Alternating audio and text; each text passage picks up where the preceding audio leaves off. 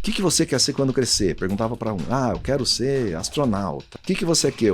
Quer ser quando crescer? Eu falei, eu quero ser chefe. Depois eu aprendi que ser chefe é muito mais complicado que ser funcionário, tá? A Desktop começou em Sumaré, na minha cama, do lado tinha um criado mudo, eu tirei um boneco que eu tinha, que meu avô tinha me dado, coloquei um computador no lugar e a gente tinha 5 linhas telefônicas que atendia até 5 clientes simultâneos. Mas a gente tem que trabalhar para crescer, mas continuar sendo uma empresa que opera com leveza. As decisões sejam tomadas rapidamente, nem todas você vai acertar. Quem disser que acerta todas as decisões é um mentiroso, tá? A gente erra, mas é melhor errar rapidamente e corrigir o curso do que ficar postergando decisões. A melhor maneira de você fazer a empresa evoluir é você ser transparente com os problemas que ela carrega. Lembra daquela época em que a internet era discada, o modem fazia barulho e muita gente se conectava de madrugada para poder pagar tarifas mais baixas? Pois é, foi justamente aí nessa época em que surgiu a Desktop.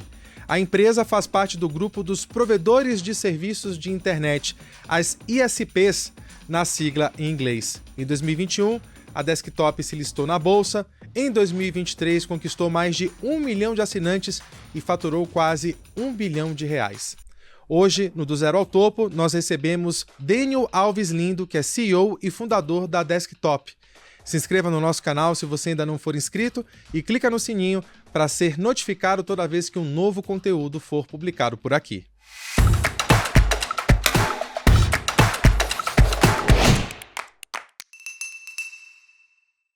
Dênio, muito obrigado por sua participação aqui no nosso podcast. Finalmente a gente pôde ter esse encontro. Você veio lá de Sumaré, no interior de São Paulo, para falar com a gente. E a gente sabe que você é uma pessoa que está sempre muito próxima da operação da Desktop. É o que você gosta mesmo, né? De estar ali perto. Sim. Obrigado, antes de mais nada, Mitchell, pela oportunidade de estar aqui apresentando um pouquinho da minha história, a história da empresa, tá? Vou fazer o possível para ser o mais transparente, o mais sincero, o mais aberto possível. Fique à vontade para fazer as perguntas que você quiser. Estou à disposição, tá? Maravilha. Dênio, queria começar perguntando sobre o Dênio criança, né? Se você teve alguma inspiração de empreendedorismo, de empresário na família, para te motivar também a ter o seu próprio negócio depois.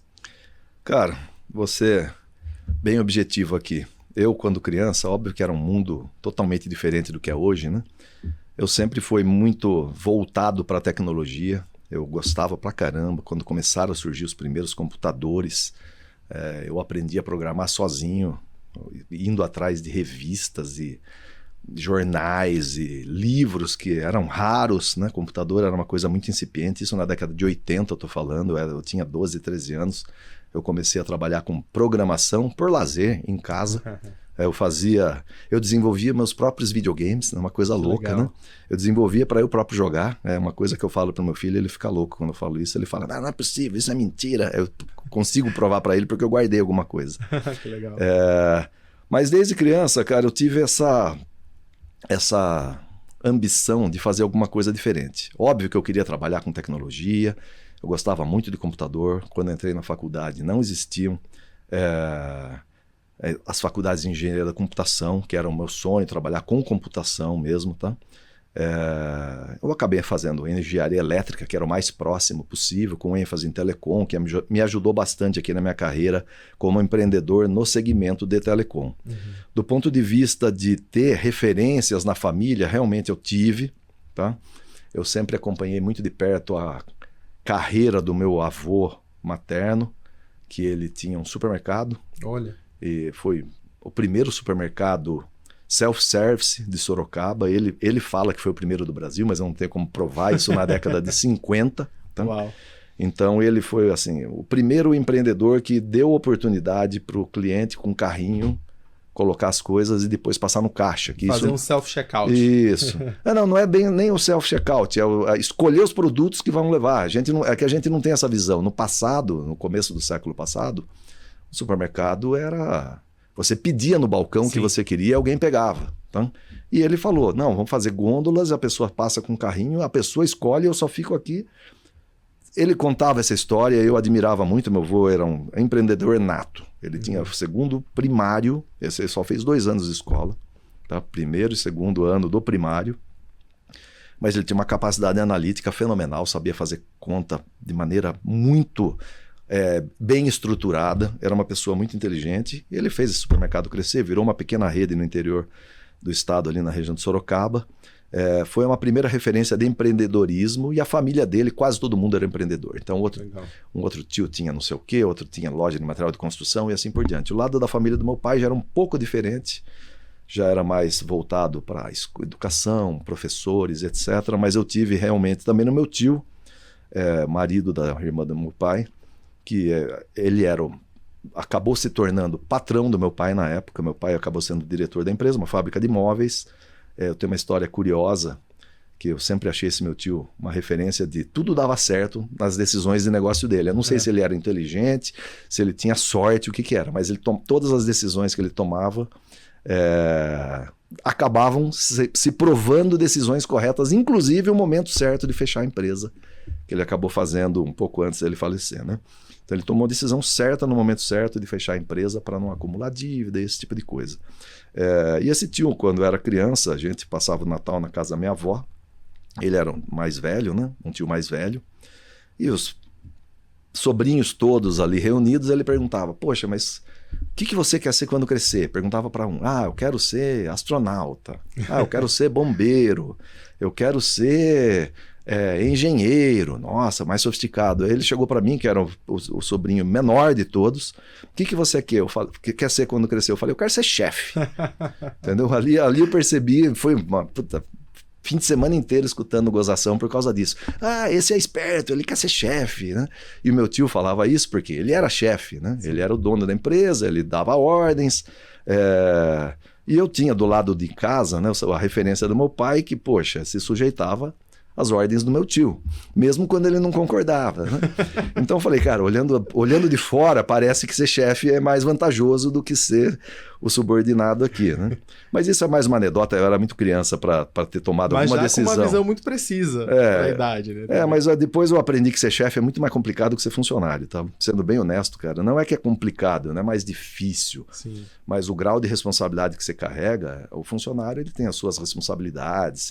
Eu tenho funcionários excelentes que estão trabalhando hoje, outros que trabalharam na história da empresa, super comprometidos, mas a responsabilidade de não dormir direito à noite por uma decisão, por um problema, cara, eu passei isso, não vou dizer 2 ou 3 vezes, eu posso te garantir que eu passei centenas de noites que eu não dormi direito por algum problema na empresa. Centenas, tá?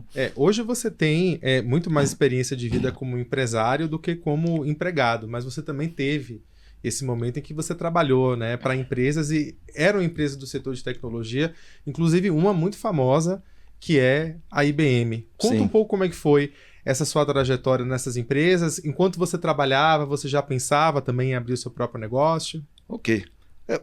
Quando eu me formei, eu vou contar a história, essa aqui acho que quase ninguém conhece, tá? Eita, vamos lá. Acho que nem o pessoal que está aqui comigo hoje conhece. Eu já contei bastante histórias, mas essa acho que eu não contei para ninguém. Depois, se eu não puder contar, vocês vejam aí, tá?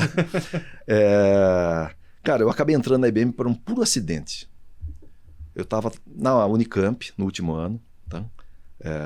E a gente era obrigatório fazer um estágio, contava créditos para você se formar e etc. E eu tinha alguns amigos que estavam planejando entrar na IBM para fazer um estágio, e por coincidência eu estava de carro nesse dia, e eles falaram: cara, você não pode levar, a gente vai atrasar, tal. Eu os levei até a empresa, até a IBM, para fazer um teste psicográfico, algum tipo de teste ali que parecia um teste de QI, alguma coisa do tipo. Aí eu falei: cara, já que eu tô aqui, eu tava de bermuda, cara. Eu cheguei ali, já que eu tô aqui, vou fazer esse teste também. Eu acabei passando, meus amigos não, que é uma coisa louca, mas eu não tive intenção nenhuma, tá? E eu acabei sendo atraído, porque eu acabei sendo escolhido para trabalhar numa área que era uma área totalmente diferente do que eu conhecia da IBM. Uhum. Eu conhecia a IBM, era em Sumaré antigamente, né? Ela não mudou de lugar, ela continua no mesmo lugar, mas era a fábrica da IBM de Sumaré. Que a Hortolândia se emancipou, e agora é fábrica da IBM em Hortolândia, tá? Mas era Sumaré na época. E eles tinham dentro desse espaço da fábrica uma área de desenvolvimento de tecnologia, que era muito legal, cara. Era gente muito capacitada, só tinha gente da USP, da Unicamp, do ITA, gente que eu conhecia, alguns que eram veteranos meus da Unicamp, outros que eu não conhecia, mas gente que eu tive uma formação técnica impressionante ali dentro, do ponto de vista de desenvolvimento de produtos. Ali a gente não operava especificamente com telecom, mas a gente desenvolvia produtos para a IBM, produtos de telecom a nível mundial. Então a IBM Estados Unidos, ela falava, eu preciso de uma filial no mundo que desenvolva um concentrador FDDI, que era um tipo de equipamento de rede. O Brasil pode fazer isso, o Brasil pode fazer aquilo. Então eu tive um envolvimento técnico muito próximo com produtos de telecom, na sua concepção mesmo, era projetista, projeto de engenharia, software, hardware, microcódigo, integração, sistemas e assim por diante, com pessoas muito capacitadas. A maior parte desse pessoal que está trabalhando comigo hoje trabalha em alguns institutos de pesquisa aqui no Brasil, muitos trabalham fora do Brasil, espalhado para Alemanha, Canadá, Estados Unidos. Foi um celeiro de talentos, né? Um celeiro de talentos. É uma pena que isso não deu certo. A IBM passou por um período de crise muito forte no final da década de 90. E ela focou mais em serviços agora, que eu acho que ela está indo bem até, mas para mim foi uma escola bem importante, e ali eu tenho certeza que o fato de eu estar na IBM naquele momento foi um dos motivos de eu ter montado a Desktop. Você teve seu primeiro contato com a internet dentro da IBM? Sim, dentro da IBM. Eu conhecia já um pouco de... Como gostava muito de tecnologia, de computadores, como eu te falei, a gente trabalhava com BBS, a gente conseguia se conectar para trocar arquivos, ou conectava ad hoc, quando você conecta diretamente com outra pessoa. Esse tipo de comunicação a gente já estava habituado pelos requisitos até técnicos do serviço nosso. Mas dentro da IBM existia uma rede que era um prévia da internet, era uma rede que você conseguia falar corporativamente com qualquer pessoa do mundo, com qualquer colaborador, tá? Isso já foi uma primeira percepção do que seria a internet, tinha bastante conteúdo dentro da própria rede da IBM, e a IBM também, no começo da década de 90, já começou a tornar disponível para os colaboradores que tivessem necessidade acesso à internet fora da rede dela, tá? Então eu realmente tive essa primeira conexão com a internet verdadeira, né, a pública, aberta, dentro da IBM, pela facilidade de acesso que a gente tinha lá dentro. E nisso, assim, contando bem do comecinho da história, né? Um grande amigo meu, que na verdade ele era meu chefe na IBM, Eduardo Bertuzzo, tenho que dar um reconhecimento para ele aqui, foi uma pessoa essencial, na verdade até o nome da empresa foi ele que acabou determinando. Ele tinha uma outra empresa que chamava Desktop e ele montou em Campinas uma operação que chamava Desktop Online. E eu era muito próximo dele, eu falei, cara... Vou montar em Sumaré a mesma coisa, pode ser? Beleza, combinamos. Ele montou em Campinas, eu montei em Sumaré, e um outro amigo nosso montou em Vinhedo. Então a gente começou trabalhando com internet e acesso discado, cada um na sua cidade, com o mesmo nome. A gente achou que fazia sentido. Cara, ninguém queria gastar R$1, ninguém queria gastar dinheiro. Começou meio como brincadeira, isso em 1996. Até que a gente falou, cara, olha, existe demanda. Só de falar com um amigo meu aqui, com outro amigo ali, todo mundo está querendo contratar. Na informalidade, a gente começou a trabalhar.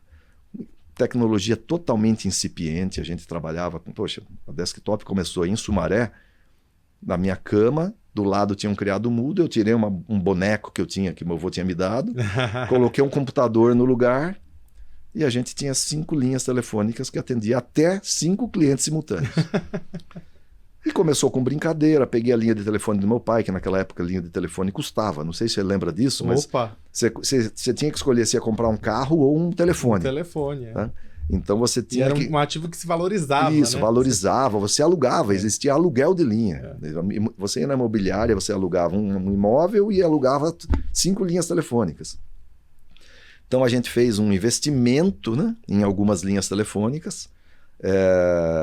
Passamos ali de 5 para 10, para 12, a demanda começou a aumentar. Tem aquela história engraçada que a gente estava conversando antes de começar aqui o podcast, do pessoal começar a usar depois da meia-noite. Era muito curioso, né? Porque nossa, usava demais. Como eu falei, eu dormia do lado do equipamento, né? E eu escutava meia-noite, eu querendo dormir, de repente eu escutava, todo mundo queria conectar, porque pagava um pulso só, né? Então para o usuário era vantajoso usar a internet depois da meia-noite. até às 6 horas da manhã. Então, esse foi o começo, foi bem complicado. Eu fiquei na IBM, estava na IBM ainda. Dentro da IBM, eu tenho muito a agradecer pelo companheirismo de todo mundo que trabalhou comigo lá, mas eu já vislumbrava uma deficiência que eu carrego até hoje, uma preocupação muito grande em não deixar a Desktop se transformar, que é uma grande corporação mastodôntica. Tá? Eu via dentro da IBM uma dificuldade muito grande de você avançar com boas ideias, um corporativismo muito reativo a qualquer iniciativa que mexa no status quo. Tá? Então são preocupações que eu vivenciei na minha vida pregressa a Desktop, no momento que eu trabalhava na IBM, e que eu trabalho fortemente para na cultura da companhia a gente evite de se transformar uma empresa que tenha o que para mim são deficiências. Tá? Não é fácil à medida que a empresa vai ficando grande, você vai tendo processos mais complexos, você tem questões de compliance muito rígidas, que você tem que seguir certas disciplinas, e eu entendo isso, mas a gente tem que trabalhar para crescer, mas continuar sendo uma empresa que opera com leveza. As decisões sejam tomadas rapidamente, nem todas você vai acertar. Quem disser que acerta todas as decisões é um mentiroso. Tá? A gente erra, mas é melhor errar rapidamente e corrigir o curso do que ficar postergando decisões e não querendo tomar certas decisões ou iniciativas por receio de qual vai ser a reação, de qual subgrupo da operação. Cara, isso aí para mim é a receita para o fracasso. Tá? A gente tem trabalhado muito fortemente com a equipe nossa lá de gente de gestão, na cultura da empresa. Esse ano de 24 a gente está muito focado nisso, em mostrar que cada pessoa faz a diferença, que é muito importante a gente não esconder os problemas, que a gente traga os problemas de maneira propositiva. Não adianta a gente ficar só trazendo problemas. Eu já vivenciei muitos colaboradores que tinham o hábito de achar que mostrar problemas dos outros é alguma coisa positiva, e não é. Tá? Você tem que, de preferência, encontrar os seus problemas e resolver. Tá? Obviamente, se você encontra um problema importante em outras áreas, ou em alguns processos, ou na forma como a gente está atendendo o cliente, traga isso para o gestor, traga isso para o gestor do seu gestor. A melhor maneira de você fazer a empresa evoluir é você ser transparente com os problemas que ela carrega. Tá? Então... Dênio, mas conta pra gente um pouco aí como foi que a Desktop ganhou escala, né? É interessante perceber como o negócio começou aí como uma sociedade, parecendo até que a empresa tinha algumas subsidiárias, né, em outras cidades, dessa forma como vocês fizeram. Você diria que também é necessário estar capitalizado para começar um negócio? Porque, pelo que você conta, foi uma coisa... Vocês fizeram um investimento, né? Mas você estava ali trabalhando ao mesmo tempo. Você tinha guardado um dinheiro para isso? Ou foi acontecendo e você tinha que aproveitar aquela oportunidade? Cara, aqui eu vou falar uma coisa que eu repito bastante quando eu converso com o pessoal da velha guarda aqui dos provedores. Eu tenho um respeito enorme por vários outros provedores que criaram estruturas equivalentes a Desktop, semelhantes, algumas que estão até hoje no mercado, outras que não estão mais, mas eu mesmo assim admiro o trabalho que foi feito lá atrás, cara. O trabalho que a gente conseguiu fazer nos primórdios da internet no Brasil, eu acho que não tem precedente em outro país que eu conheça, tá? A gente conseguiu, sem recursos, criar valor, que é uma coisa muito surpreendente. Foi praticamente uma geração espontânea de valor. A gente, e eu estou falando por mim, por vários outros empresários que eu conheço, com muita criatividade, muita iniciativa, muito esforço, e eu estou falando não só esforço de trabalho, mas esforço mental, esforço de desenvolver soluções, de estar aberto para oportunidades, a gente criou valor mesmo sem ter captação de recurso nenhuma. A maior parte das empresas que eu conheço que se deu muito bem e está hoje bem posicionada, começou do zero, tá? Fazendo o que todos os outros diriam que era impossível. Tá? Vou dar um exemplo aqui, cara. A gente conseguia fazer atendimento a cliente em banda larga, enquanto a Telefônica estava fazendo centenas de milhões de reais de investimento para atender o Speed, não sei se você vai lembrar do Speed, 64 kbps, 128 kbps. A gente com muita criatividade, e eu conheço alguns outros países que tiveram alguma coisa nesse sentido, nem existia Wi-Fi na época, tá? Então não existia Wi-Fi, não existia smartphone, não existia nada equivalente. A gente conseguia fazer atendimento com rede sem fio a clientes com 256, 512, 1 mega, que era a velocidade de mega, era a velocidade que grandes corporações contratavam. E você já disponibilizava A gente no disponibilizava varejo. isso no varejo, obviamente, no primeiro momento, para corporativo, ou escolas. A gente fez muitas escolas, condomínios, tá? Foi um avanço muito importante que a gente fez. Poxa, tem um condomínio com 200 moradores. A gente instalava uma infraestrutura super enxuta que atendia esses 200 moradores com investimento mínimo. Então você perguntou como que foi o meu aporte de capital na empresa, foi 0. O aporte de capital meu era, vou contratar um link aqui compartilhado com outra empresa, eu vou pegar os 20% do dinheiro que sobra do meu salário, tirando minhas despesas, voltei a morar com meu pai, cancelei o aluguel que eu tinha. Obviamente, minha atual esposa, namorada na época, não ficou feliz, né? Poxa, vai morar com o pai de novo, vai ficando velho, vai voltar para casa da mãe, né? É uma coisa estranha, mas ela me ajudou muito aqui, não posso deixar de dar o braço a torcer. Minha esposa foi essencial aqui no início da empresa, tanto que ela era o rosto da companhia, tá? Ela que atendia os clientes, ela que estava lá no dia a dia, ela que atendia um cliente interessado, um problema, até que a gente contratou o primeiro funcionário, que era um estagiário. A história engraçada, era o filho da manicure da minha mãe, entendeu? Mas é verdade. Nossa, assim, a pessoa que eu conhecia, que falou que queria aprender alguma coisa, ficava lá atendendo o telefone. Passamos aí mais de 1 ano com a minha esposa e esse único funcionário trabalhando, Fabrício. E eu trabalhava na IBM ainda, porque eu precisava do salário para bancar o déficit que aquela operação me gerava. Sim. Eu não pagava aluguel, porque o espaço era eu peguei a garagem do meu pai. Então falei para o meu pai, você pode deixar o carro na rua e deixar usar essa portinha aqui para atender cliente? Ele falou, ok, pode fazer. Meu pai também me ajudou bastante. Depois a empresa acabou ficando na casa que ele morava e ele falou, olha, não aguento mais atender cliente na sala, eu estou jantando e você traz cliente aqui dentro.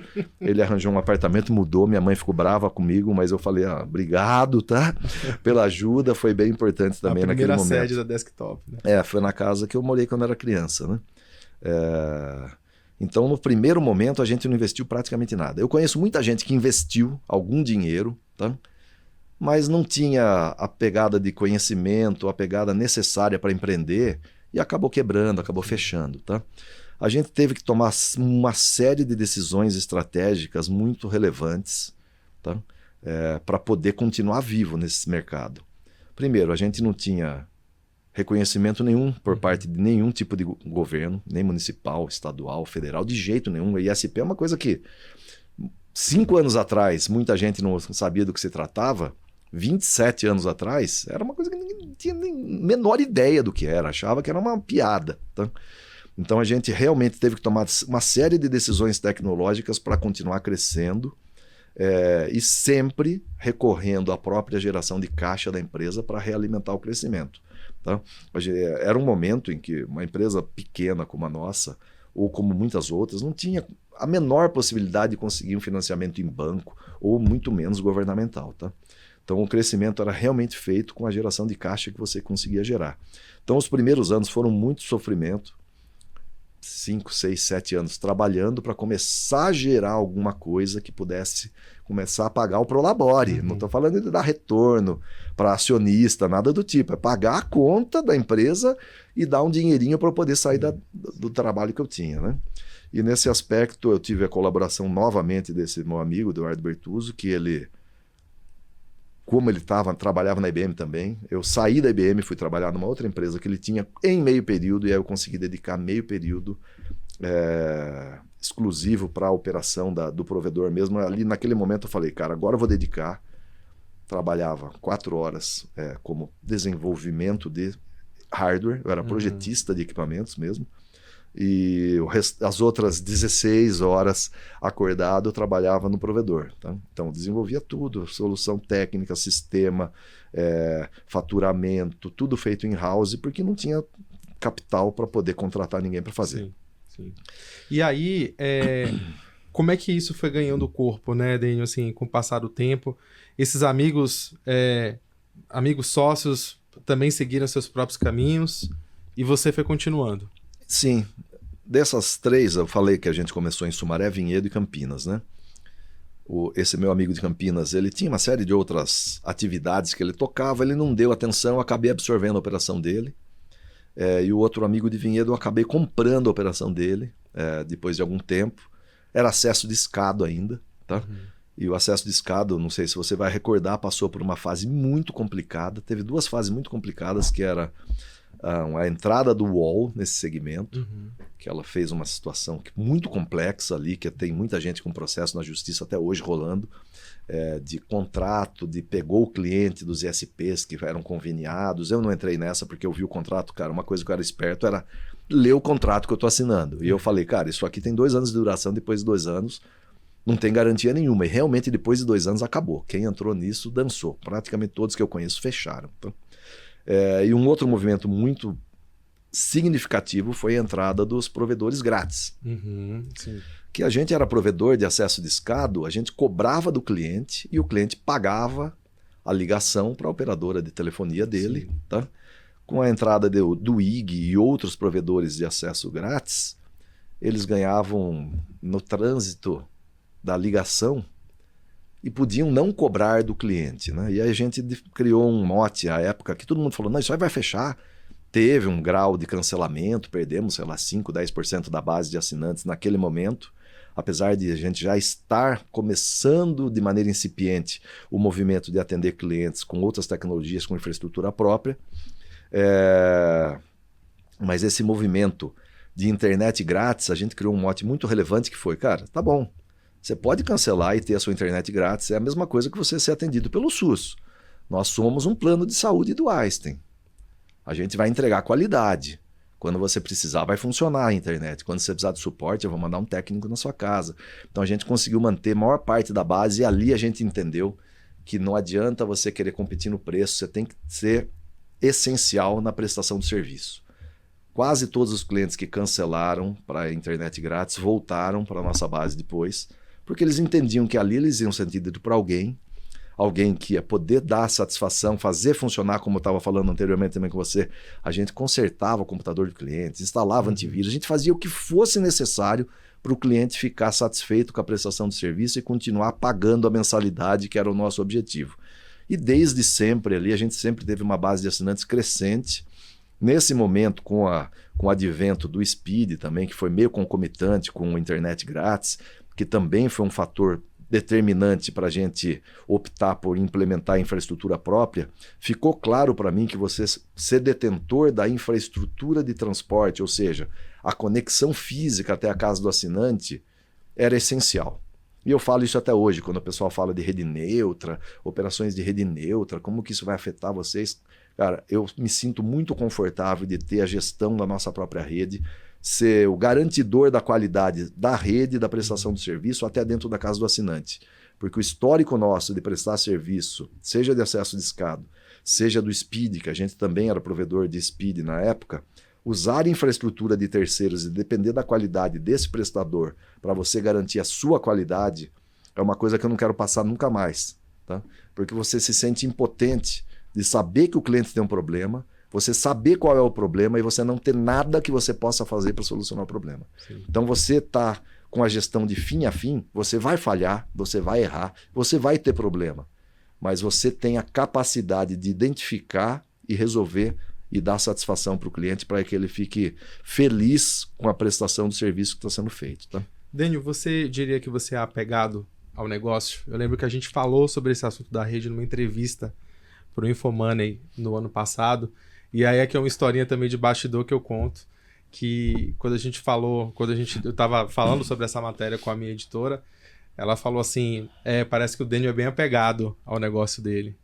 Que você falou justamente disso que você falou agora, né? Que da importância de ter para oferecer o serviço de qualidade, no momento que, sim, tem o investidor da empresa, quer saber se vale a pena vender ou não. Mas você, como proprietário da empresa, tem a sua opinião, né? Você diria apegado ao negócio? Cara, assim, falar que você não é apegado a alguma coisa que já ocupou a maior parte do seu tempo nos últimos 27 anos, é difícil eu falar que eu não sou apegado. Tá?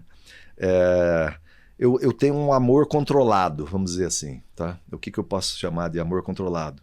Eu gosto muito da empresa, eu dou muito valor para o que a gente construiu, eu reconheço que eu tive um papel muito importante por muito tempo na companhia, mas eu estou numa fase agora que eu estou há alguns anos já trabalhando para preparar a empresa para que ela consiga viver sem que eu seja um executor no dia a dia por muito tempo. Tá? Eu sei que eu ainda tenho energia para trabalhar aqui alguns bons anos tocando a empresa, eu acredito que ainda tenho muito a agregar, mas o meu foco agora é criar uma cultura que reflita aquilo que eu entendo que é o adequado para a empresa. Aquilo que eu estava falando agora de pouco. Eu não quero transformar a Desktop numa grande corporação, numa big, que a gente chama no nosso segmento de Big Telco. Tá? Que é aquela empresa monolítica, cheia de tentáculos, com uma dificuldade muito grande, politicagem, disputa de poder. Eu não quero isso. Eu quero uma empresa que olhe para frente, pense no cliente, que seja eficiente, que não tenha luxo. Tá? Uma coisa que eu faço questão de tentar propagar na cultura da empresa é que, cara, o luxo para dentro não necessariamente se reflete numa satisfação do cliente. Uma sede maravilhosa e suntuosa, salários magníficos, não é isso que eu acho que atrai as melhores cabeças, os melhores colaboradores. É o desafio de entregar alguma coisa diferente, de fazer alguma coisa que a pessoa possa se sentir valorizada pelo diferencial de entrega que ela está fazendo. Tá? E não por uma disputa política que eu vou brigar com o outro, eu vou tirar o outro da corrida para eu chegar na frente. Cara, isso eu tenho ojeriza a esse tipo de comportamento e eu tenho trabalhado fortemente e eu acho que eu tenho conseguido em colaboração com o nosso conselho. Aqui eu tenho que agradecer o nosso conselho, que é rigoroso pra caramba. Tá? Toda a discussão de orçamento e metas e entregas, eles são muito rigorosos, exigem demais da diretoria, mas eu acho que eles realmente estão olhando para o futuro da empresa com essa pegada, com essa mentalidade de entregar alguma coisa diferente, fazer alguma coisa de qualidade, com mais eficiência, e o objetivo principal da empresa é, cara, para mim, eu fico muito feliz quando um cliente fala que ama a empresa. Cara, puxa, essa empresa, eu gosto dessa empresa.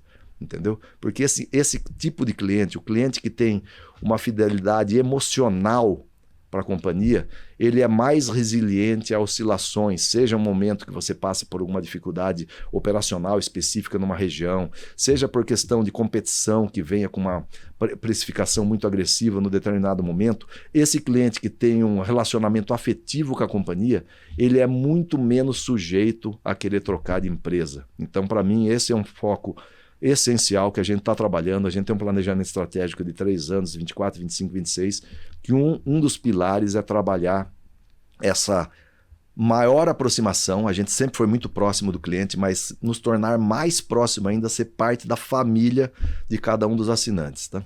Mas a empresa está crescendo, é fato. Ano passado bateu mais de 1 milhão de assinantes, vocês já estão próximo do faturamento de R$1 bilhão por ano.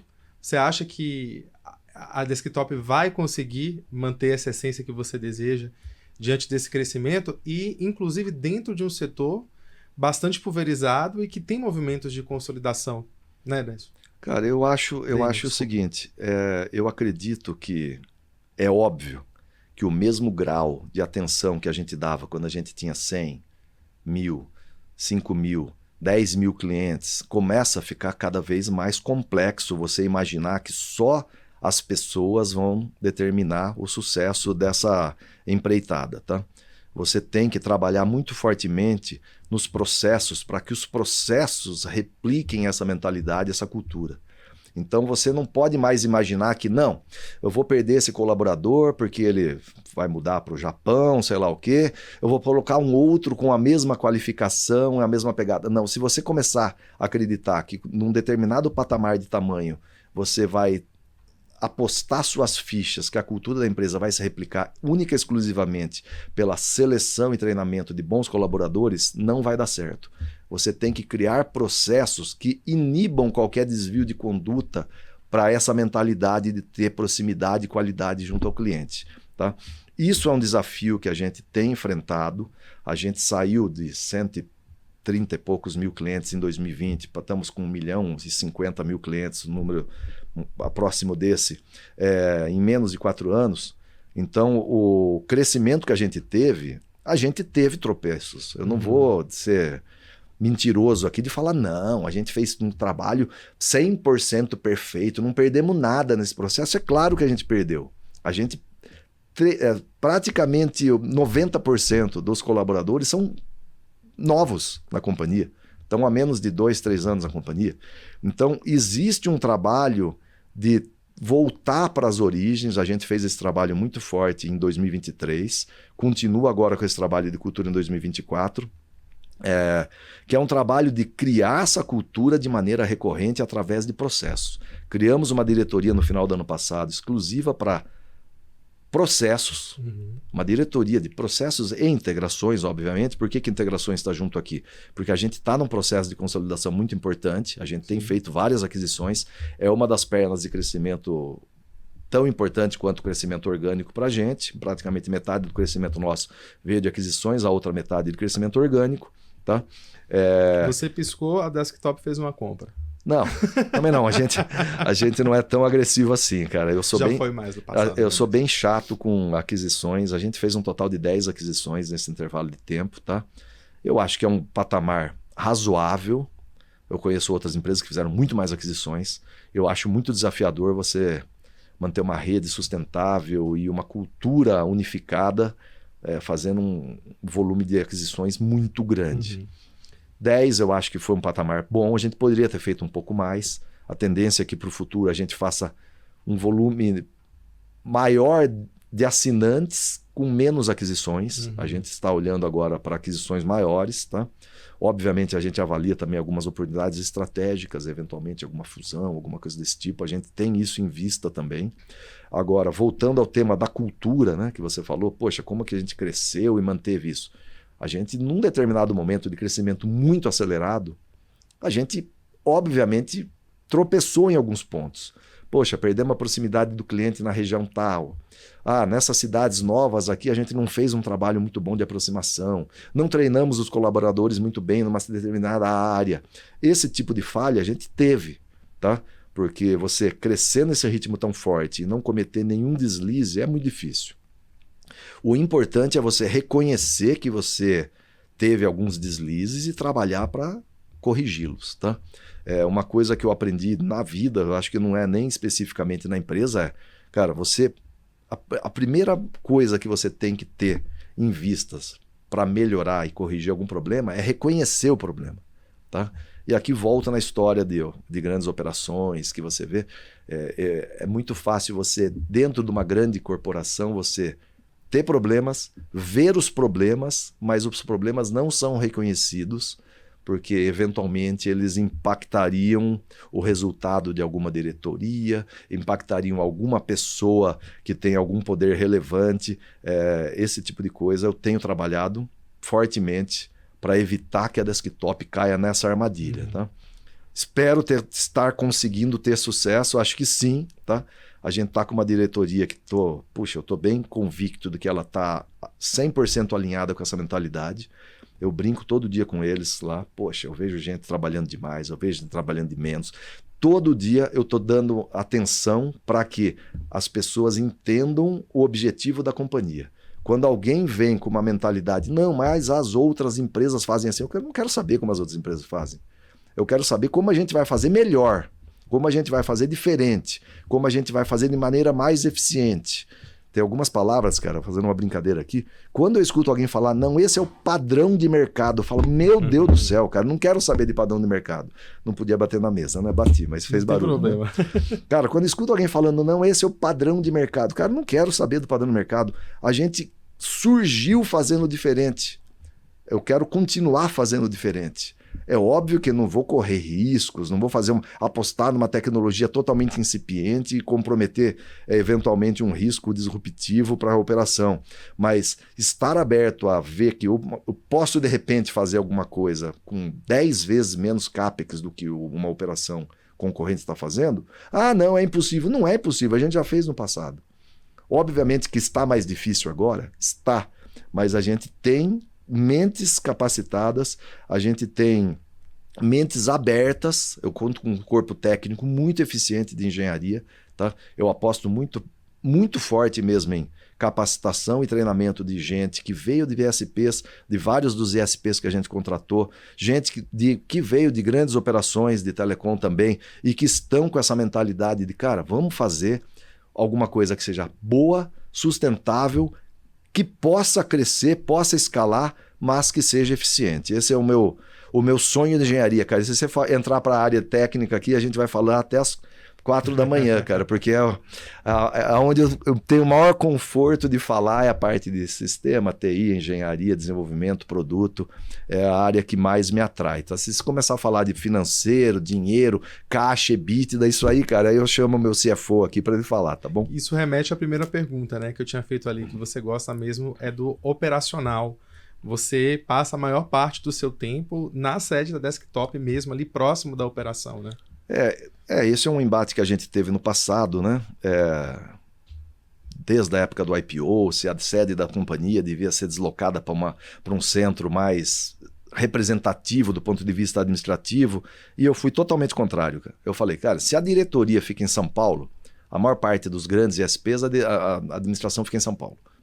E a operação fica no interior, cara, eu vou ter um diretor que vai falar com os colaboradores só por Teams, por Zoom, tá? Não vai estar ali no dia a dia, cara. E eu tenho convicção de que o calor humano, o contato humano, não só você com o seu subordinado direto, mas com a operação lá embaixo, o cara lá no último nível, seja o atendimento nível 1 do suporte, seja o técnico que vai fazer a instalação, seja o carregador de pallets que está lá no warehouse cuidando de trazer o equipamento para lá ou para cá, você precisa estar próximo para entender de verdade quais são as dificuldades, quais são os problemas e quais são as oportunidades que a operação tem. Eu tenho convicção plena de que isso é necessário e eu tenho feito os nossos diretores passearem bastante, vamos dizer assim, chamar de passear, eles vão ficar bravos, se deslocarem para as operações regionais. Essa semana a gente teve 2 diretores indo para as regionais. Eu gosto quando eles fazem isso, é muito importante.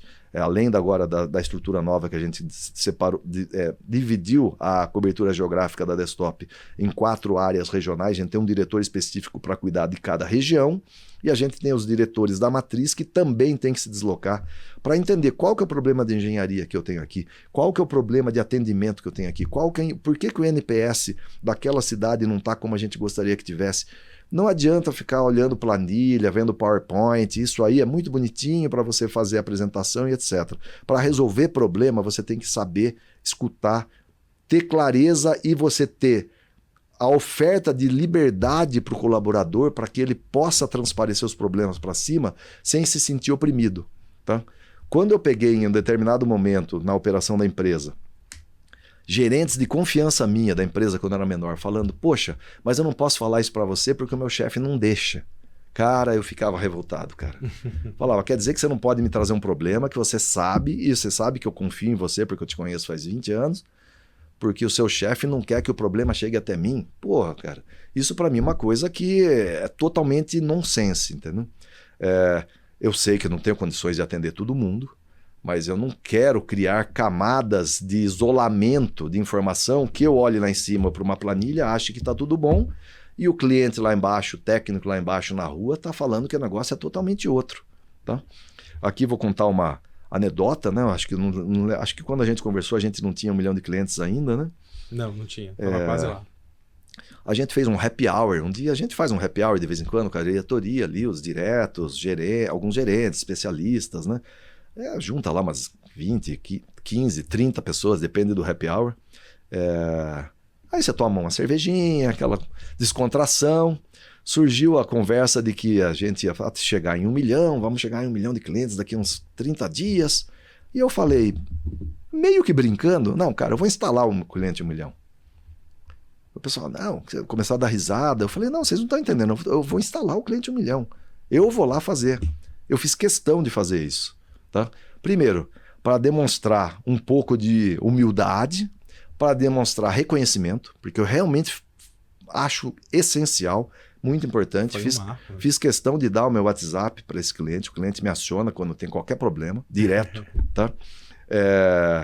Eu fiz o treinamento, Eu já sabia fazer, mas eu fiz o que agora é obrigatório, treinamento A, treinamento B, assina documento X, Y, Z. Quando a gente começou, eu fazia tudo sem nada disso. Obviamente que eu não recomendo a ninguém fazer isso hoje, tá? A gente é uma empresa que tem todas as responsabilidades aqui de normas de segurança, a gente trabalha 100%. Não deixaram eu subir num poste antes que eu assinasse uma série de documentos de treinamento de protocolo tal, NR10, NR35 e assim por diante. Só nesses 2 dias que eu primeiro fiz o treinamento e a qualificação e o dia que eu fui instalar o cliente de verdade, cara, se você soubesse o que eu encontrei de problemas na operação, é uma coisa que parece uma brincadeira, né? Não, tá tudo certo, tudo funciona, tudo é uma maravilha. Eu fui lá e eu senti o que o técnico na ponta tá sentindo. Cara, mas como é que pode isso? Vocês estão falando que vocês são orientados a fazer isso? É isso que eu tenho que fazer, mas isso não faz o menor sentido. Isso aqui perde tempo. Mas isso aqui vai dar problema depois para o cliente. Vai acontecer isso daqui a 2, 3 anos, pensando mais para frente. Tem que mudar. Mudamos o processo, corrigimos falhas. E eu tenho certeza que se a gente fizesse isso com mais frequência, não estou falando eu fazer instalações, mas se o diretor, o engenheiro, se eles realmente fossem lá na ponta, ficasse um dia fazendo a função dos subordinados, é um aprendizado muito importante, é um desprendimento que você traz a equipe que está embaixo de você para próxima de você. Cara, eles falam assim, mas se o presidente da empresa veio fazer isso aqui, cara, é uma coisa. Ele deixa de ser um cara que está lá no Olimpo dos deuses e ele é um cara da equipe. É um cara que está junto, trabalha junto, ele está trabalhando olhando para frente, para o cliente, pensando, se preocupando em melhorar para todo mundo, para o colaborador, mas principalmente para o cliente. Essa iniciativa eu achei bem importante, eu faço questão que todos os diretores passem uma vez por ano, pelo menos uma vez, fazendo a função de mais baixo nível. Quando eu falo mais baixo nível, não estou desmerecendo, mas hierarquicamente a função mais simples, que seja um diretor de qualidade e de experiência do cliente. Você vai ficar um dia atendendo o cliente que quer cancelar, para entender o que está deixando ele insatisfeito, por que ele tem alguma reclamação. Não adianta vir com um relatório, vir com um papelzinho bonitinho, olha os gráficos, os nossos indicadores nunca foram tão bons. Cara, é muito fácil você, nesse mercado, ser iludido por indicadores, tá? Então é bem importante você escutar a voz mesmo, a voz de quem está trabalhando, a voz do cliente. E aqui a gente tem um esforço muito grande em prestar um bom serviço e deixar o cliente trazer essa informação para dentro. A gente tem feito um trabalho muito forte de coletar NPS recorrentemente, segmentado, regionalizado, e a gente sempre que identifica alguma falha em algum lugar, a gente toma atitudes para melhorar a percepção do cliente, seja por competição, por concorrência, por problema técnico, seja pelo que for. Cara, a voz do cliente tem que ser escutada. Se você passa a ficar na sua sala e não dá atenção para isso, em poucos anos eu garanto que sua empresa vai estar na irrelevância, tá? Muito legal, Dênio. Infelizmente a gente está chegando ao final aqui do nosso episódio, mas antes de encerrar, queria fazer uma última pergunta. O que é que você faria diferente se você voltasse no tempo? Se eu voltasse no tempo com relação a desktop, especificamente? Com relação a essa mas já acabou, toda. Cara, eu nem comecei a falar ainda. Tem umas histórias por umas 2, 3 horas. Acho que a gente vai ter que marcar. Vai ter que marcar mais alguns. Uma parte 2 e uma parte 3. Não, tá bom. Cara, vou ser bem honesto aqui. O que eu faria de diferente eu teria me alavancado no começo da operação, cara. Porque o mato alto que a gente encontrou lá nos anos 90, no início dos anos 2000, se eu tivesse capital, a empresa hoje estaria umas 3, 4 vezes maior do que ela está hoje, tá? Mas aí estaria sendo aquela corporação que você não quer que ela seja. Não estaria não, cara. Enquanto eu estiver lá, eu te garanto que isso não vai acontecer, tá? Mas eu acho que assim, eu era bem conservador com recursos, então eu não colocava dinheiro pessoal na empresa, era raríssimo. Eu tive a oportunidade de uma captação que eu fiz com o meu irmão entrou na empresa, ele ficou 10 anos na empresa, ele tinha uma condição boa na Promon, onde ele trabalhava. Aliás, Promon é uma empresa que eu admiro bastante pelo modelo que eles faziam lá de participação de funcionários, que a gente está conseguindo implementar agora na Desktop, o LP, né, que é um incentivador para que o funcionário se torne sócio da empresa, tá? Com o incentivo dado pela empresa. Isso a gente implementou no último ano. Agora o início do segundo ano desse projeto, está cada vez angariando mais colaboradores ativos, tá? Eu entendo que é essencial você trazer isso. Meu irmão, foi um momento que ele entrou na empresa, foi o único aporte de capital que a gente teve. Ele comprou uma participação, depois ele saiu, vendeu a participação dele 10 anos depois, mas naquele momento foi muito importante. E se a gente tivesse nos alavancado em mercado de alguma forma, de qualquer forma que fosse, com parentes, seja lá o que for, o que a gente conseguisse colocar de dinheiro na empresa frutificava, cara. Era impressionante. A gente só não angariava mais clientes porque não tinha mais dinheiro para investir. Era um mercado tão promissor no final da década de 90, começo dos anos 2000, quando a gente começou a trabalhar com um diferencial muito significativo de qualidade. A Telefônica trabalhava com 256, 512K, a gente fornecia para o cliente 5, 10, 15, 20 mega, era 10 vezes, 20 vezes mais rápido a internet, com uma qualidade muito superior, um atendimento melhor. Ali naquele momento, se a gente tivesse captado um investimento com terceiros ou com familiares, seja o que for, eu tenho certeza que a gente teria crescido num ritmo muito mais acelerado. Tá de parabéns de qualquer forma, Dênio. E muito obrigado mais uma vez por sua participação aqui no Do Zero ao Topo.